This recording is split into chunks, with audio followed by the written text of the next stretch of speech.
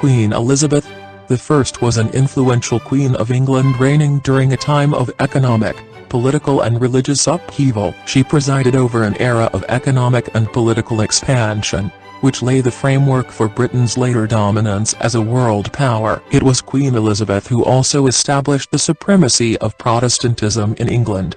Major achievements of Queen Elizabeth I: united the country in a period of suspicion between Catholics and Protestants, inspired troops to defeat the Spanish Armada, presided over a period of cultural and literary development in England. Life of Queen Elizabeth I.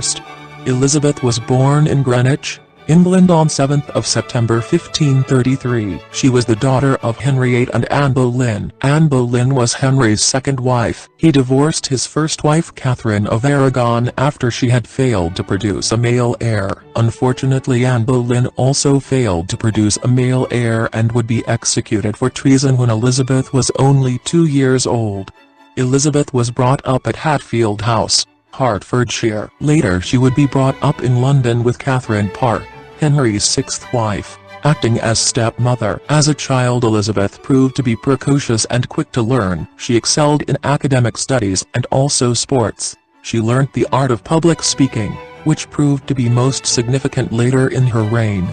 Following the death of Henriette and his only son Edward, there was uncertainty about who would inherit the throne. For 9 days a cousin of Edward, Lady Jane Grey, was made queen before being deposed and then executed by Mary I. Mary's reign was unpopular as she sought to revert England to Catholicism. Her popularity was further weakened by her distant marriage to Philip of Spain. At one time Elizabeth's life was in danger and Mary I had her half-sister arrested and kept in the Tower of London. However, Elizabeth was able to convince Mary she posed no threat to her throne, and eventually Mary came to trust the Protestant Elizabeth and named her successor to the throne.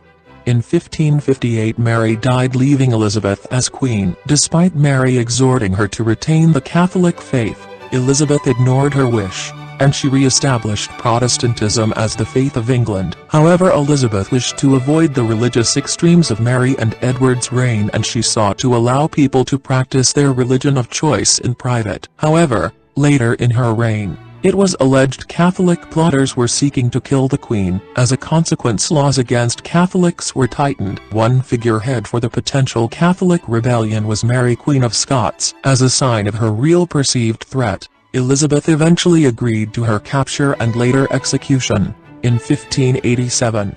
As a consequence of Mary's execution, Catholic opposition to England grew. In particular, Philip II of Spain was determined to return Catholicism to England. There was a real threat of a Spanish invasion, and in September 1588 the powerful Spanish Armada set sail for England, threatening to make invasion a reality. Threatened with potential invasion, Queen Elizabeth showed her real strength as a leader. She personally visited the troops at Tilbury and gave a famous speech. Her words included, "I know I have the body but of a weak and feeble woman, but I have the heart and stomach of a king, and of a king of England too."